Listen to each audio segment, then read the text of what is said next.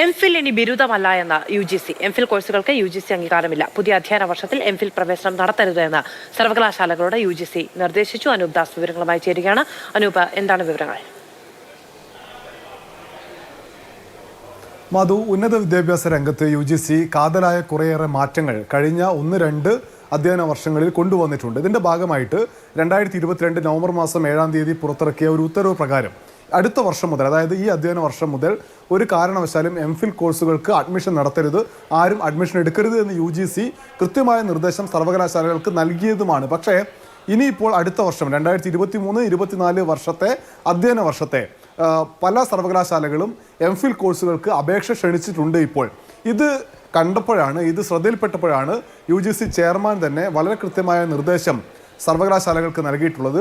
ഒരു കത്ത്, ഒരു പുതിയ ഉത്തരവ് നൽകിയിട്ടുണ്ട് സർവകലാശാലകൾക്ക്. അതിൽ പറയുന്ന കാര്യം, എംഫിൽ ഇനി ഒരു ബിരുദമല്ല, അതിന് അംഗീകാരമില്ല, UGCയുടെ അംഗീകാരമില്ല. അതുകൊണ്ട് ആരും, ഒരു സർവകലാശാലയും ഇനി മുതൽ എംഫിലിന് വേണ്ടി അഡ്മിഷൻ നടത്തരുത്. വിദ്യാർത്ഥികൾക്കും കർശനമായ നിർദ്ദേശമുണ്ട്, ഒരിടത്തും എംഫിൽ കോഴ്സുകൾക്ക് പ്രവേശനം നേടരുത് എന്ന്. ശരി, അനൂപ് ദാസാണ് വിവരം.